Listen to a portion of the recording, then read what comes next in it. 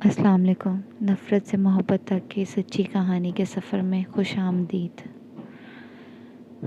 2 دن بعد ہوش آیا ہاسپٹل میں تو پتہ چلا کہ اس کی شادی ہو چکی ہے۔ یہ خبر مجھ پر قیامت کی طرح ٹوٹی تھی۔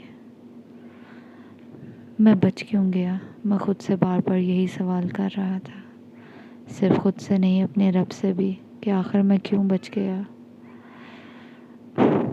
میری کیفیت اس وقت نہ زندہ لوگوں میں تھی نہ مردہ لوگوں جیسی تھی۔ مجھے سمجھ نہیں آ رہا تھا مجھے کیا ہوا تھا۔ میری ماں، میرے گھر والے مجھے لے کر بہت پریشان تھے۔ میں نے کھانا پینا، لوگوں سے ملنا، سب کچھ چھوڑ دیا تھا۔ ایسے ہی وقت گزرتا جا رہا تھا اور گزرتے وقت کے ساتھ ساتھ میری طبیعت اور زیادہ بگڑتی چلی جا رہی تھی۔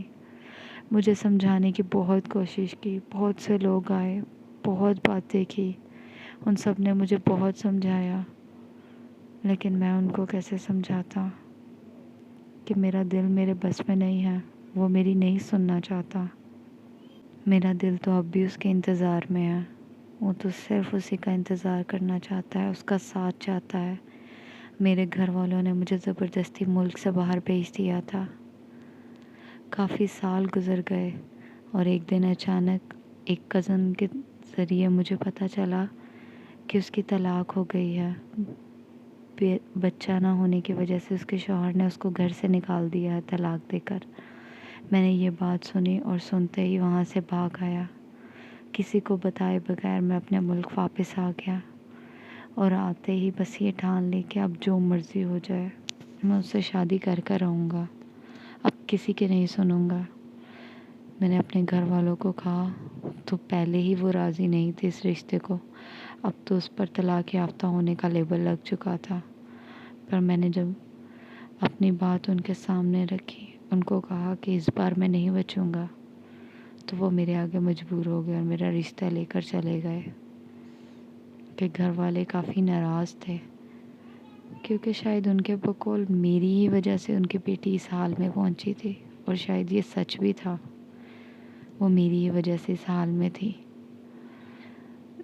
انہوں نے کچھ وقت مانگا، بظاہر انکار کرتے ہوئے میرے گھر والوں کو بھیج دیا۔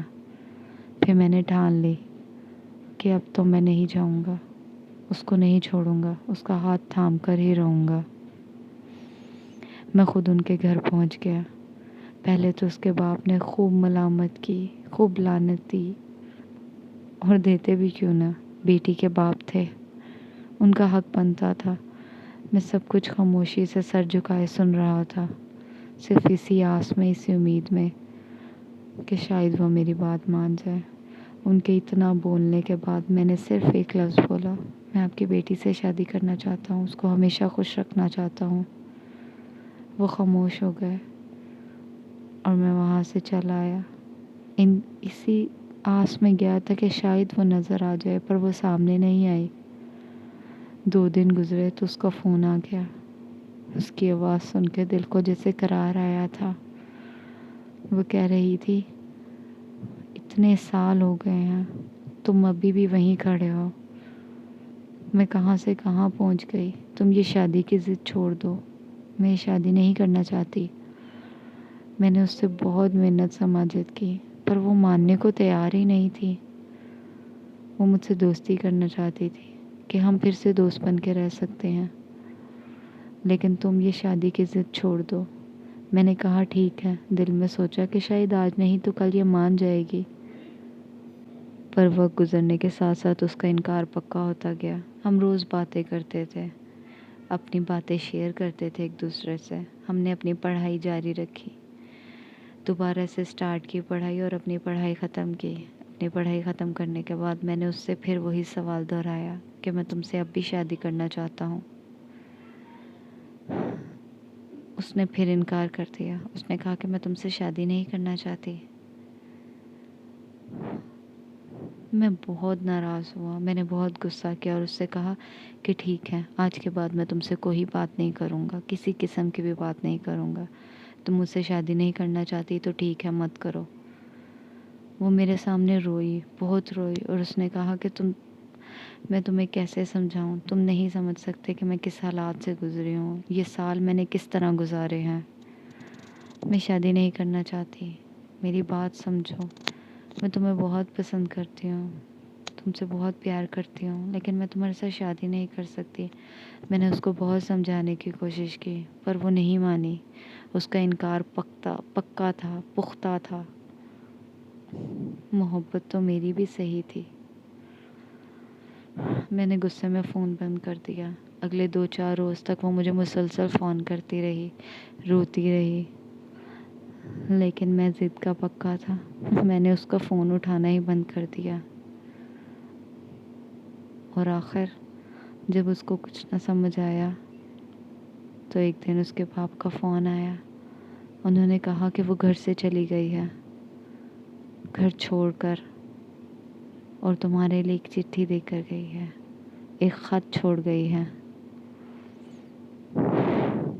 اس کا کوئی پتہ نہیں وہ کہاں چلی گئی، اور میرے لیے جو خط چھوڑ کر گئی تھی، اس خط میں اس نے جو سال گزارے، اس کی رودات سنائی تھی، آپ بیتی سنائی تھی۔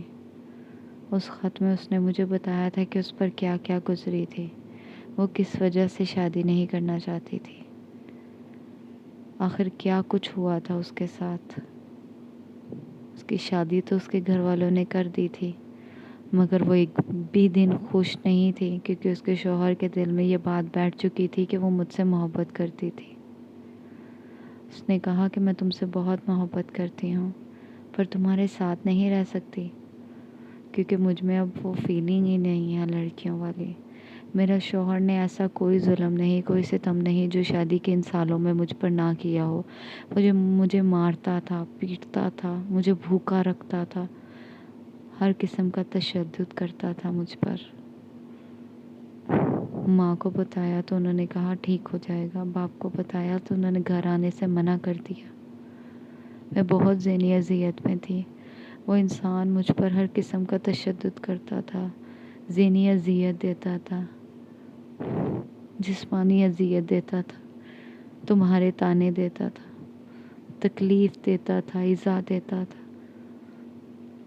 اور میں رو دھو کے سب برداشت کرتی رہی۔